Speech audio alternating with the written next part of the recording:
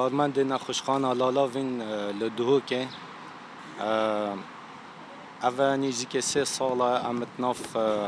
کرونا دا نخوشخانه لالاف ایکم نخوشخانه سراسری بادین همیه کتیت نیاسین یعنی یا کرونا تایبت و یا ایش وگره جی چونکی ویدو مایی که او تا هنده کیست تا خوین بدبونی جی اینا ندف ما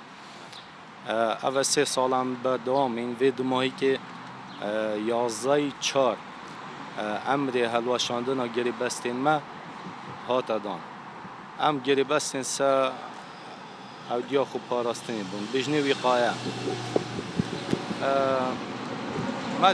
ما دیف چون گلکت کرین امی چون علاقه که پارتی دموکراتی کردستان امی تاتینا دو جا و جارا دوی هم تینا انجمن وزیران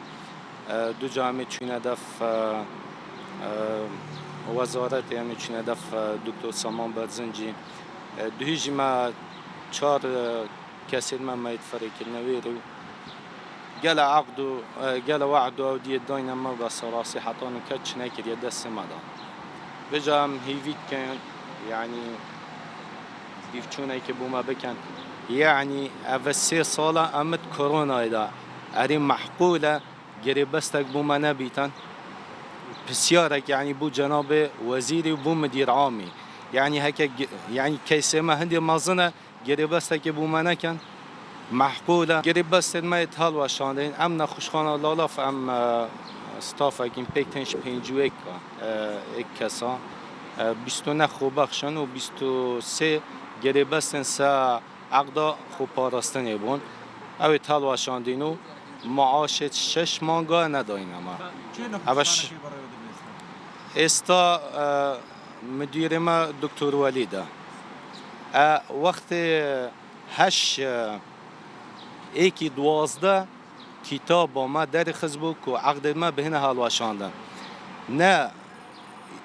ریاست صحیح ام پی آگهداد کردین وی چنده و نه اداره ما نخوشخانه لالاف حتی بیا 11/4 شنی که امید پی آگهداد کردین که تشتی که وصای های گریب بستتو هم هلوشاندن بو چی ام پی آگهدار ند کردین چونکه نخوشخانه و پر بوش نخوشید کرونا راستی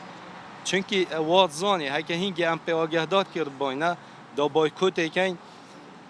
همین نخوش یعنی زود تنگاف بون همین جهازت سیپا بون احتمال ها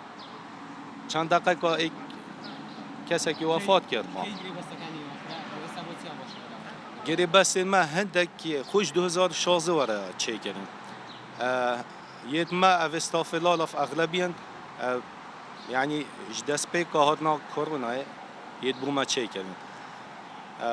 دکتر نزار اسمتی یعنی او اداره برینو کن کو هجتوا او کو اساس دهات گومت که ابراهیم خلیلا او ده صد یشوهات قطع کردن ام دعوا یعنی گربسن عقد توی زارید کن راسی یعنی خود چه عقده که بوما چه کن مثلا اول عراق 7 سال هر چی تخرج بوی تعیین کن آیا یعنیش 2016 وره هندکش ما خلاص کردیم خوب بخشین